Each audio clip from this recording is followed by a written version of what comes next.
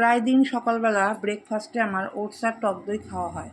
তো ভাবলাম কি চলো আজকে একটু অন্যরকম জিনিস করি এগুলো দিয়েই।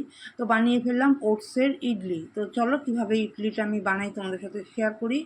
1 কাপ ওটস নিয়েছি আমি, সাথে নিয়েছি হচ্ছে 1/2 কাপ সুজি, 1/2 কাপ টক দই। এটা দিয়ে একটা ব্যাটার বানিয়ে নিয়েছি, বেশ একটা ভালো করে একটা ব্যাটারটা তৈরি করেছি। তার সাথে দিয়েছি হচ্ছে স্বাদ মতো নুন, গোটা জিরে, সাদা জিরে, কারি পাতা কুচানো আর হচ্ছে বেকিং পাউডার। এটা দিয়ে ব্যাটারটাকে আরেকটু ভালো করে তৈরি করে নিয়ে 15 মিনিট রেস্টে রেখে দিয়েছি। তারপরে 15 মিনিট পরে ওটা থেকে আমি একটা ফ্রাইং প্যানে তেল দিয়ে ওই ব্যাটারটা আমি পিঠের আকারে তৈরি করে নিয়েছি দেখো।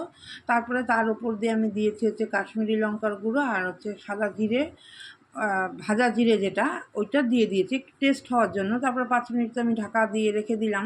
5 মিনিট পরে তুলে দেখি যে ওপরের অংশটা প্রায় ভাজা ভাজা শুকিয়ে গেছে। তো তাকে আবার উল্টে দিলাম। উল্টে আবারও কিছুক্ষণ ভেজে নিয়ে এপিট ওপিট করে ভেজে নিয়ে তো প্লেটে নিয়ে নিলাম গরম গরম। আর নিয়ে হাজব্যান্ডকে দিয়ে দিলাম, বললাম খেয়ে দেখো নতুন একটা জিনিস তৈরি করেছি। তো খেয়ে তো বললো বেশ ভালোই হয়েছে, এগুলো তো প্রায়ই খাওয়া যায় ব্রেকফাস্টে। হ্যাঁ সত্যি তাই, আমিও খেয়ে পরে দেখলাম যে না, এই জিনিসটা খুবই হেলদি। তুমি খাও, কিন্তু তোমার কোনোই অসুবিধা হবে না। কোনো তেল ঝাল মশলা কিছুই নেই এর মধ্যে। তো প্রায় বানিয়ে তোমরা ব্রেকফাস্টে খেতে পারো এই